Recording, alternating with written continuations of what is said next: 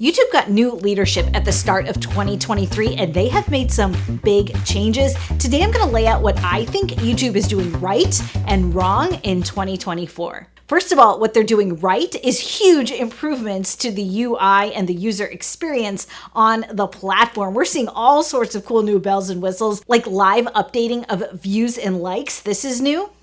On the mobile app, you can also lock the screen so you don't accidentally navigate away from what you're watching. I love this. There's this great advanced seeking feature as well. So if you click along the play bar and pull up, you can scan and see frames throughout the video and find the exact spot you're looking for. And of course, on the desktop version, we now get these video previews, which give you an idea of what the video is going to look like before you commit to watching it. As a viewer, I love all of these enhancements to the mobile app and desktop version of YouTube. I just think it makes using YouTube even more fun. But now let's move on to the first thing I think YouTube is doing wrong in 2024. I have 3 words for you: invalid traffic bug. The invalid traffic bug is a phenomenon here on YouTube where creators are experiencing an overnight 90% drop in revenue without any explanation from YouTube whatsoever. It has happened to me 3 times, each time lasting weeks. And frankly, it's cost me a lot of money, but I'm not the only one. If you search invalid traffic bug here on YouTube, you will see so many creators complaining about this. And for every one creator you see complaining publicly, there's probably 10 or 20 who are just suffering in silence. I think YouTube has a real problem on their hands with this because, maybe I've lost a few $1,000s, but there are huge creators out there who've lost a lot of money. In addition, YouTube doesn't exist without its creators. So if creators feel disrespected or de-incentivized to create content, there is no YouTube. It's something that YouTube definitely needs to address in 2024.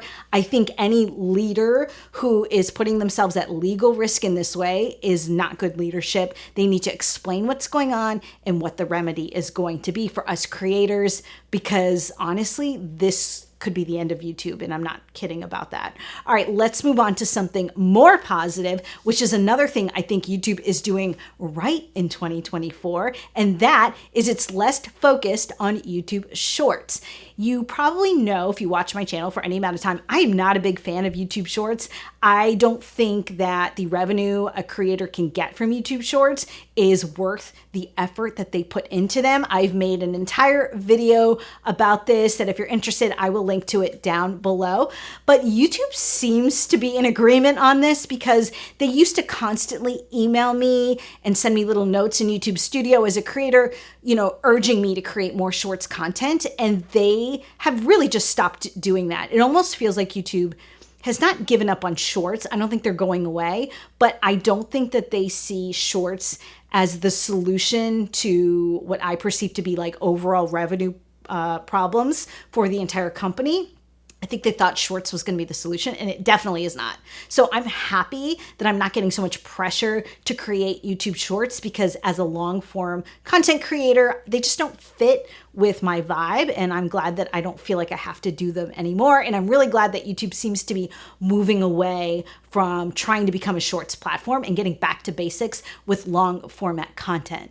That brings me to what they're doing wrong, though, which is their new focus, which is YouTube shopping. So you may have noticed a lot of creators are like pitching products here on YouTube, and you can actually buy the products right from their videos. What's happening is that YouTube is taking a cut of the sales revenue from those product sales in an effort to boost YouTube's overall revenue. But I don't know that viewers want to be sold to all the time. So I think YouTube, while there's a place for shopping on YouTube, I think YouTube could maybe pull back its efforts a little bit. That is my opinion. All right, now let's move on to another thing they're doing right, which is the animated subscribe and like buttons. I love this. If someone says, please subscribe to my channel when you're watching a YouTube video and you are not already subscribed, you'll see that the subscribe button kind of lights up on the watch page. And I just think that's so cool. I love that YouTube is listening into what we're saying and trying to help us grow our audience by highlighting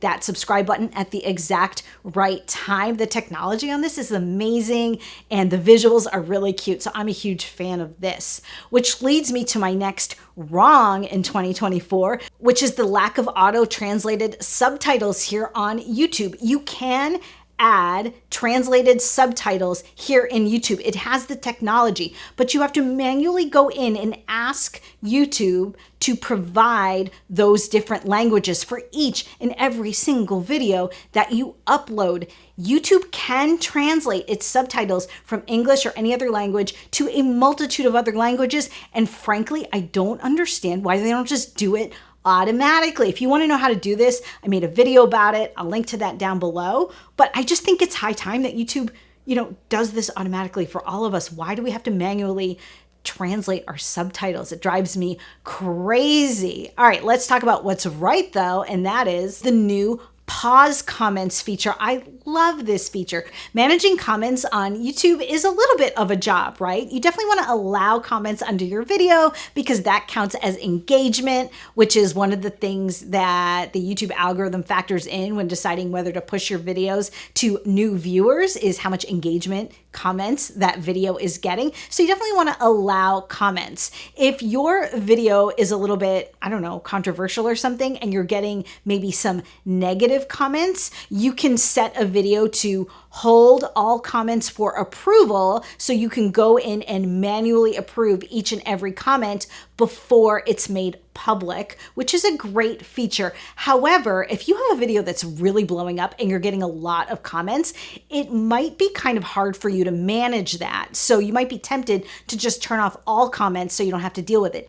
Now, instead of just having all comments turned off or having to approve every single comment, you can pause comments. So basically, all of the existing comments under that video will stay visible publicly, but no one can add any new comments. This is great if you're going on vacation, or let's say you just need a break from moderating comments on a video that's like blowing up. You can just pause comments, and when you're ready to go back to moderating, you can turn them back on. So I do love that feature. All right, let's talk about something YouTube is doing wrong, which is the related content button on YouTube Shorts. This is something they rolled out a few months ago. This was supposed to bridge the gap between a creator's short form content and their long form content. So as the creator, you could link to a long form video in a YouTube short. And if the viewer was interested to see more, they could just click that link. The problem is that from the user perspective, it's really hard to understand where on the YouTube short you're supposed to click to get to a long form video.